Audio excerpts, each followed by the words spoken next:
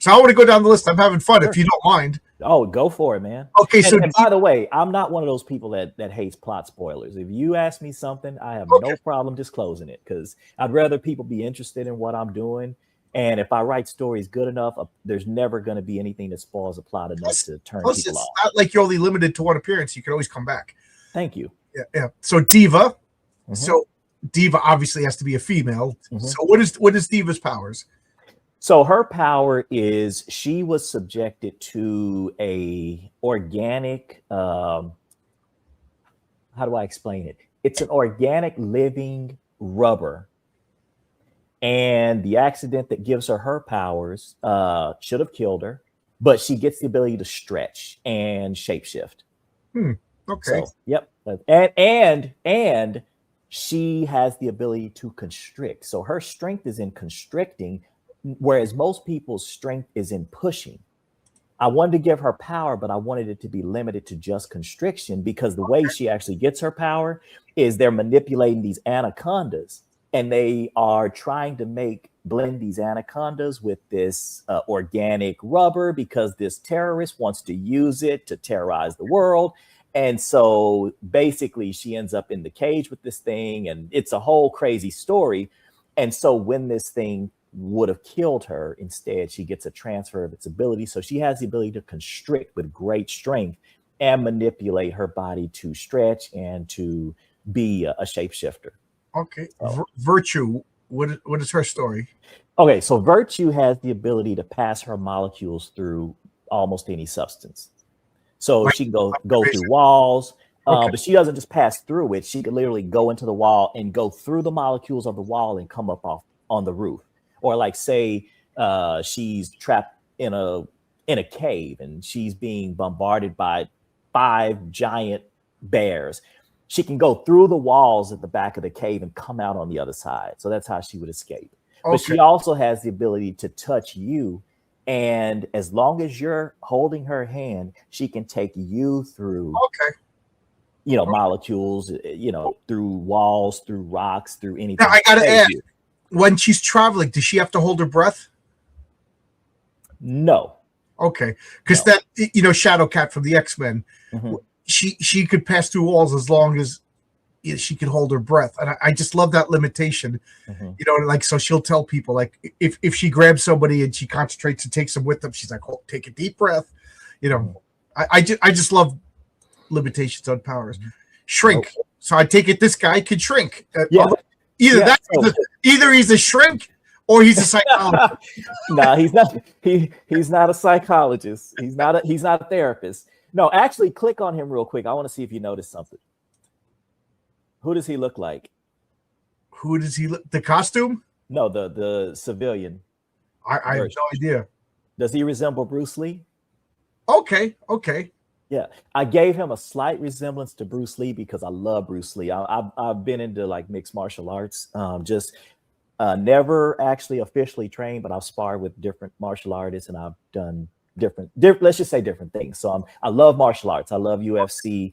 And I actually gave each of these heroes a different fighting style. And when you mentioned earlier about Greco-Roman, Hunk is actually a Greco-Roman wrestler. So, but Shrink is 7 foot tall. I went against what most people think. I was going to say his name is Shrink and he's 7 feet tall.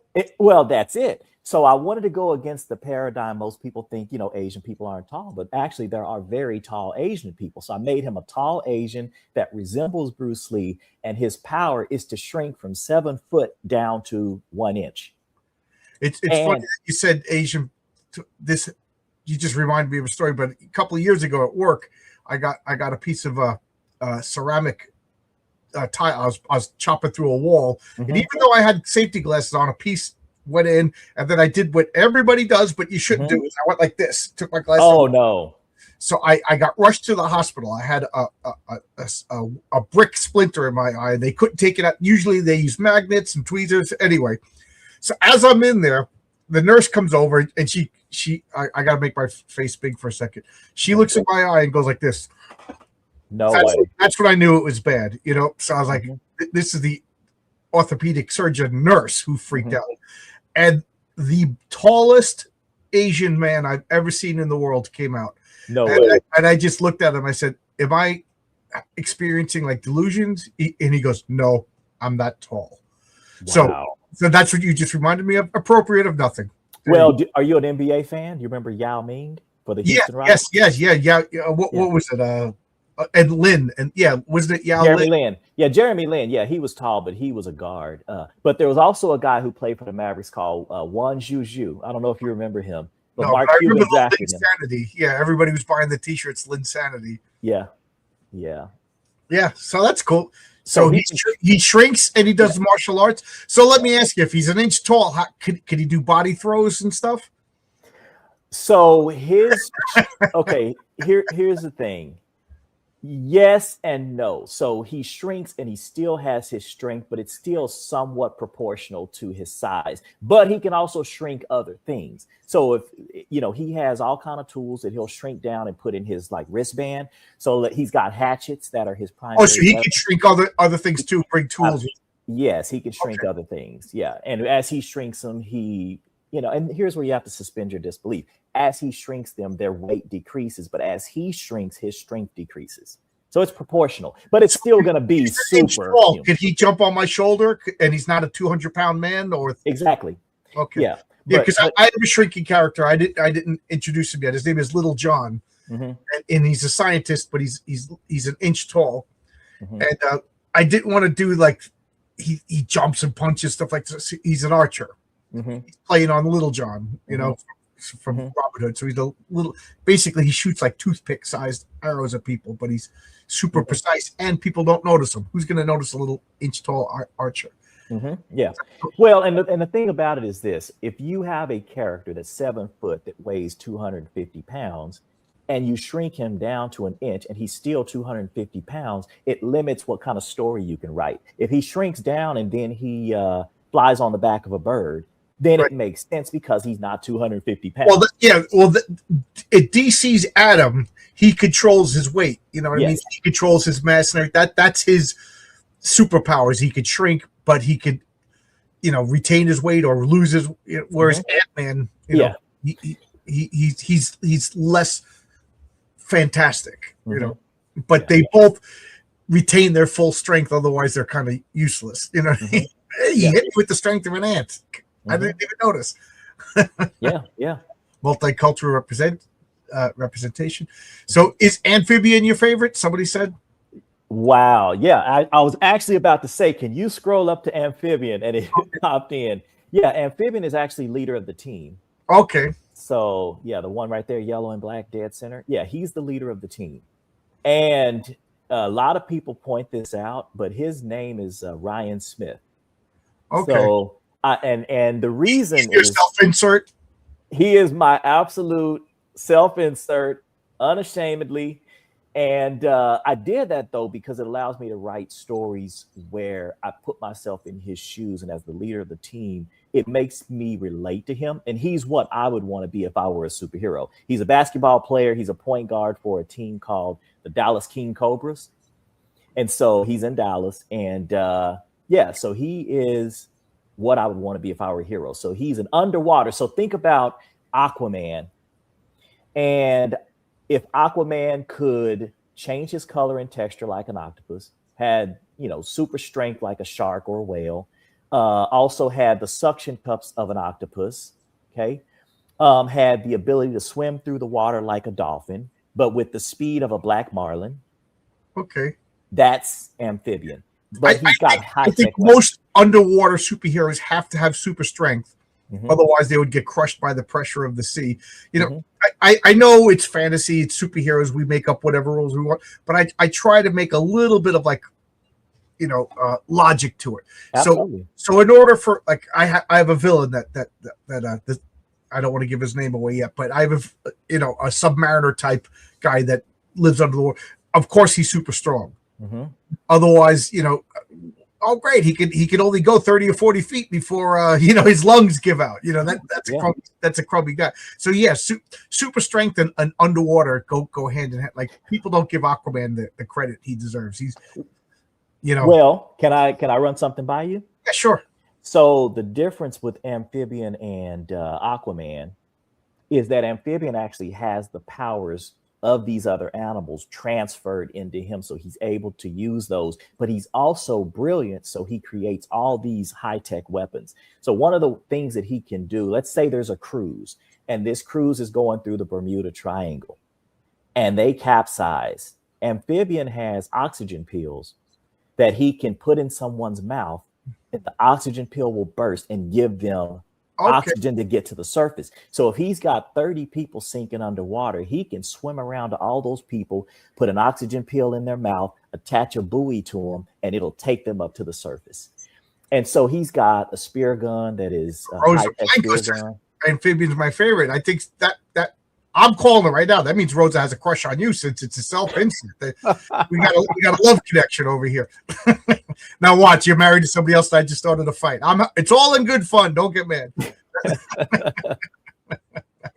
You know, I told somebody earlier, I said, I got to be ready for anything with John. I've watched enough of his streams. I got to be ready for anything with him. I literally just got through telling somebody that before I jumped on. I like the way this guy looks metallic. I like the way he looks like he's in black and white. Yeah. Yeah, he's a mixture of 3 different metals, liquid metal, aluminum, and titanium. Okay. So he can be any one of the 3 at any time. He can liquefy himself and go through pipes, or he can become a heat shield by becoming more aluminum, or he can solidify himself and become a titanium whatever.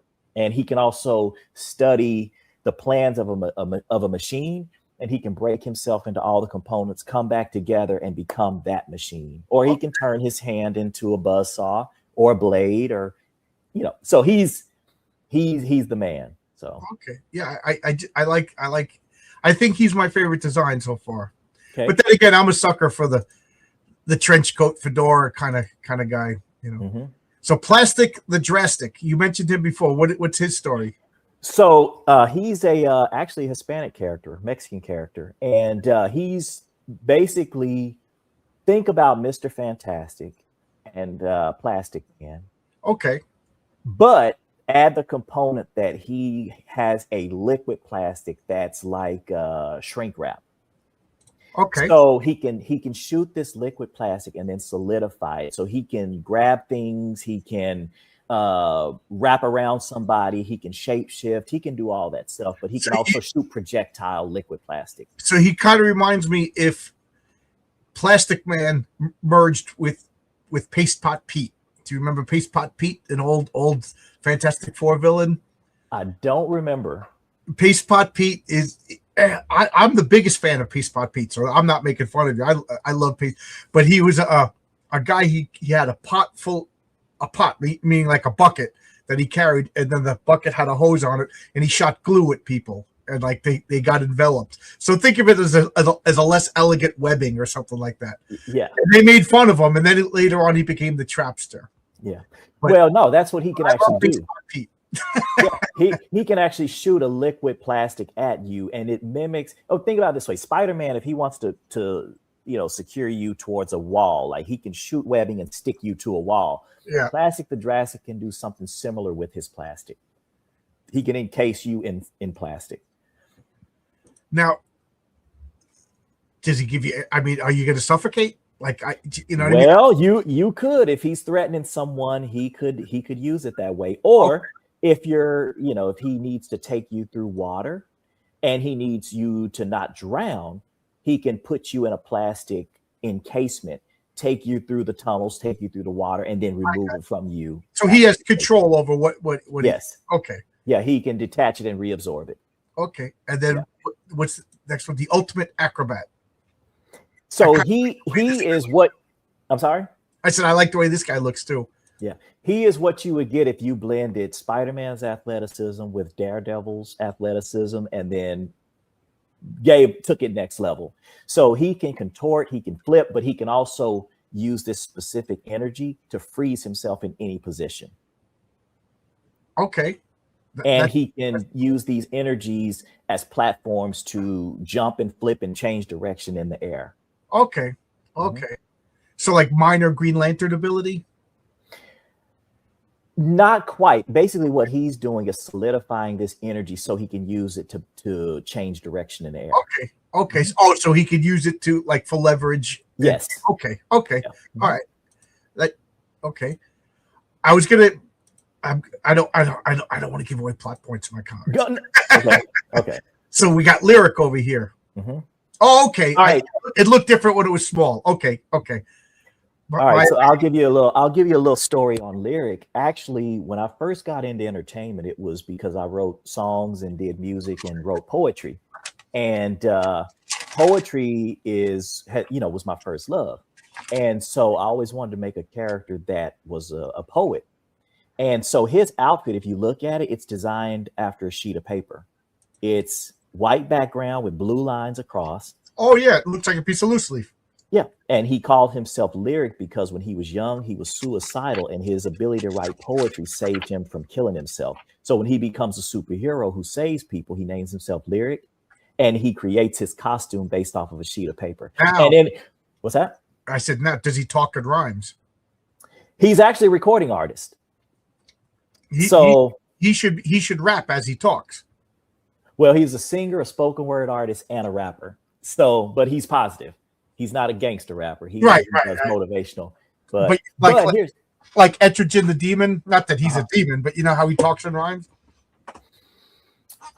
I'm not familiar with him, and this is where all this stuff, man. Sometimes it goes over my head. Like I may have heard about it, but not read about it. So I'm not familiar with that guy. So forgive me for not pronouncing this name correct, Lena Lacard. And if I mess up your name, I apologize. Why so many heroes? I'm going to answer for Ryan because it's fun. Absolutely. And I've always loved big battles. When I was a kid, I loved G.I. Joe. I loved Transformers. And the more characters to me, the bigger the battle scenes. Plus, they're called Legion. So a Legion isn't 4 guys. Exactly. Yeah. And here's the thing. I've got whole formations where this team of 20, because there's a total of 20 characters, they break down into different formations. So if there's a mission that needs 2 teams of 10, they have a formation for that group. If there's 4 missions that need 4 groups of 5, they break down into those. If there's 5 missions that need 5 groups of 4, they break down into that. If there's 10 missions that's a great old comic book tradition starting in the Golden Age with the Justice Society. What they do is in the comic, they're like, let's split up. So you have this great big team of heroes, and then you have like 4 or 5 pages of just Green Lantern and Wonder Woman going off on a team, and then Hourman and what. It's just comic book tradition. And even the Legion of Superheroes, there's like 35 members in that team. Yeah. And they would have sub teams within the team. They would have the stealth team. They would have like the team that would go out, the heavy hitters kind of team, and they have the science team. So yeah, I mean, absolutely. Yeah. And here's the thing, man. When you create a hero, you've got to create that hero to be interchangeable in the team dynamic so that any of these 2 characters will make a great team together. And by making each of the heroes a great individual character and a great team player, it makes them all fit well together when they're in a 2-man team, a 4-man team, 5-man team, 10-man team. So that goes into the design. Okay. Hey, click on Badger Man for a second. Oh, I was going to go down the list. I'm going to keep going. Okay, no problem. Go for it. So we'll get to Badger. So now we got Leopard. Yes. I got to ask, why does Leopard have wings? Okay, so here's the story on that. So my favorite animal is a leopard. And so I wanted a character called Leopard, but I love all the big cats. And so I thought, well, I can't just make him Leopard because that's going to be too close to a bunch of other, characters out there. So why don't I give him the ability to become any of the big cats? And he's going to need wings because I have this story in my mind where he becomes this cheetah. He's running, chasing this car. It's a runaway car with a hostage in it. And he catches up to the car, but the car is going off a cliff. So if you're just a cheetah, you catch the car and you're going to save the person. How do you save them without wings? And so I couldn't get that story out of my mind. So I gave him the ability to sprout wings. All I could think of is, do you know what a griffin is?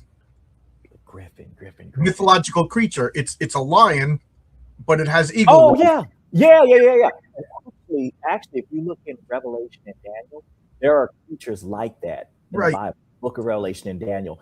And I literally, since I was a kid, I've studied like biblical prophecy, and I've seen these artistic renderings of these creatures, and it kind of inspired me. So there's a comic book of the Book of Revelation. No way. Yeah. No way. Now, is that Bible based or is it a derivative? Bible based. This is a company, Kingstone Comics. My wife found out about them, and they're all Bible based comics. Look, if you look at the back, you can see Book of Jonah. There's 101 questions about the Bible and stuff, but it's all biblical prophecies.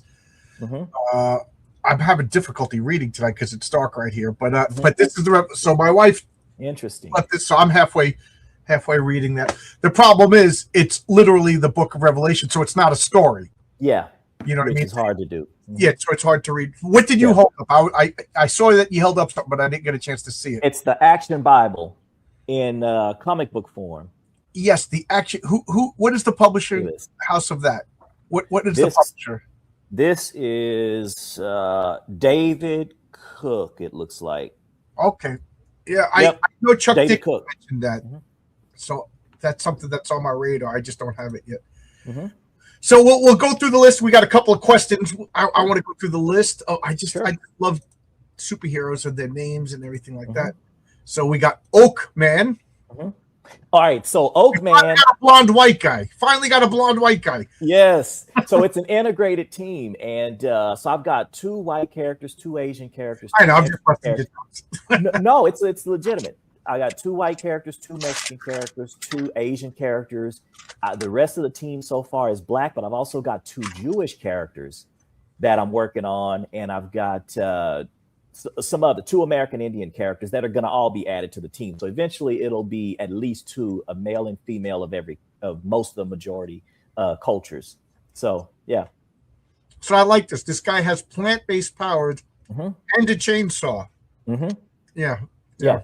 So imagine if Groot, Groot from Guardians of the Galaxy. Imagine if Groot was actually able to be human, but able to also manifest multiple types of plants. So Oakman has, because of a concoction that he was given as a kid to try to cure his issues with absorbing nutrients, his father was a scientist that tried to manipulate his body using photosynthesis. So his father tried to concoct a chemical mixture of all these different plants that he thought could give Oakman the ability to use photosynthesis, since his body had a hard time absorbing nutrition. Well, that ended up transferring the abilities of all these plants into his body. So he's able to manipulate his body like a plant would. So let's say he's being chased, and this actually happens in his origin story. He's being chased by security guards. He runs into a field, and he changes into a small tree, and they run past him, and that's how he escapes. Okay. So I call him Oak Man because, oak trees are strong, solid, and he has the ability to, which you'll see in the comic book, he's punching one of the ice birds, and his whole arm has turned into a big, solid chunk of oak. And that actually was in the trailer as well. Yep. Yeah, I have I love, Swamp Thing is one of my favorite characters. So I always like plant-based superheroes. Yeah. And I have a couple someday. Uh-oh. Hello? Sorry. Uh-oh. I went to make the screen bigger, and of course I hit the wrong button. So no problem. Let's okay, cool. This is still here. I apologize for that, but technical difficulties are kind of the way I do things. Yeah, so as I was saying, I really like plant-based superheroes, and I meant to make this go back so we could go back to the and I hit the wrong button, and I kicked myself out of my own stream. No problem. Badger Man. You wanted to talk about Badger Man before we got to Badger Man. Yeah. So Badger Man actually is, because I love badgers and I love how they burrow and dig in the dirt. I had a badger-based hero that I had to change because it was too much like I always say his name wrong. Frederick Guillemont's character, Rattel. Okay. So I was like, oh man. So I actually emailed him, and then we kind of chit chat, and he gave me a better idea. So Okay. I had a badger-based superhero, but now I changed it. But anyway, I'm with you. I'm fascinated by badgers. When I lived in Albuquerque, I made friends with a group of American Indians, and they nicknamed me Badger Man. Really? Yeah, they said because how ironic. Wow. Yeah, they were like, they said a badger is trouble, but lovable trouble. So yes. Yeah. So well, look at, you notice his mask? It's like the face of a badger. Yep. Yeah, I like it. Yep. And he has the ability to burrow underground. But here's the thing that he can do that you probably wouldn't think about till you think about the destruction he could cause across a city if he didn't have this ability. He has a brainwave that is able to speed up the molecules in stone, dirt, etc. And so he can burrow through them because he's speeding up the molecules so fast that it basically liquefies the dirt and stone or whatever. So he can pass through it as a tunnel, but he also has a reverse wave that reverses the damage that he just caused and re-solidifies things behind him. Think about that. So he could, as he's burrowing, he could like liquefy at almost like an underground wave. Mm-hmm. Yeah, that's pretty cool. Yeah, so he's tunneling through. So like let's say you're in prison and he needs to break you out of prison. He can go under the prison, burrow through, dodge all the pipes and all that because he's not there to do damage. He can come up through the concrete. He can get you, take you back through the concrete, and then all the damage that he caused getting to you, it goes back to normal. And you escape through the dirt, out of the compound, come out on the other side. It says the kingdom of Greece is represented as a four-winged leopard in biblical prophet. I'm not 100% familiar, but it sounds, yeah, okay. It's true. There's a lot, there's a lot that I don't know. Mm-hmm. So that's.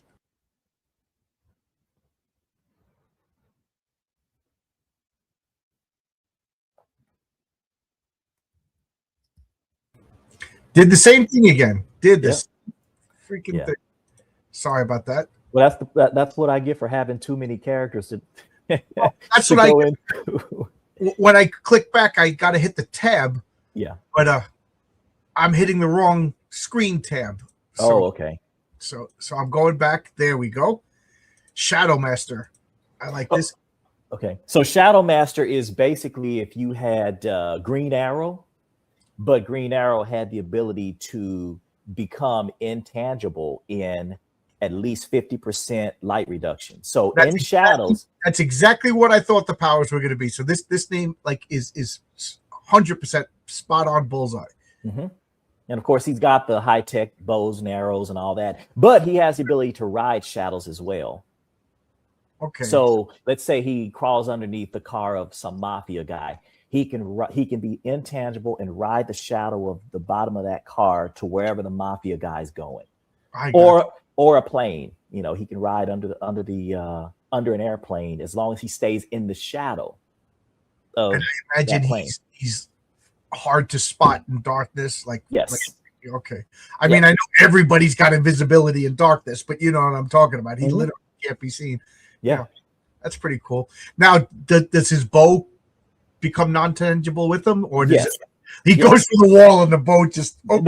No. He's anything touching him becomes intangible with him. Okay. So let's say he otherwise he'd be naked. He's going through the wall and he's like, it'd be a Sue Storm situation. Yeah. So let's say he runs into an alley, he's being chased, and they've got machine guns. Once he enters the shadows of that alley, the bullets go through him. Oh, I gotcha. But he can also fly through the shadows up to the rooftop and shoot at him from above. So. Okay. Yeah. Could he elongate himself like a shadow? No. Okay. No. You know what I'm talking about. Yeah. Your shadow, depending upon the angle.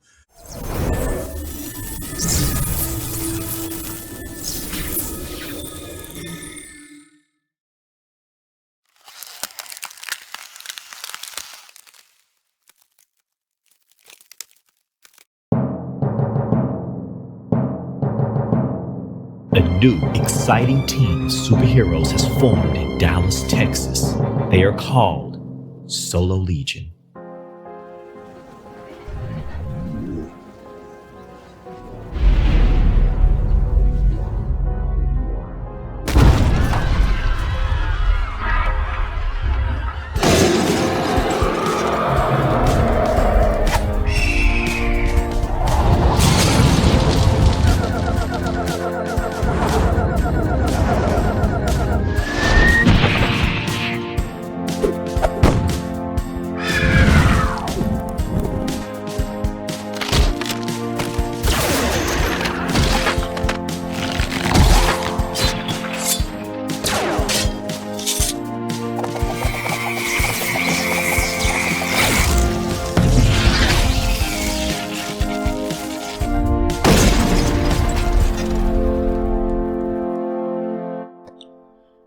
Purchase your copy of Solo Legion versus the Ice Giant today at prolificestore.com.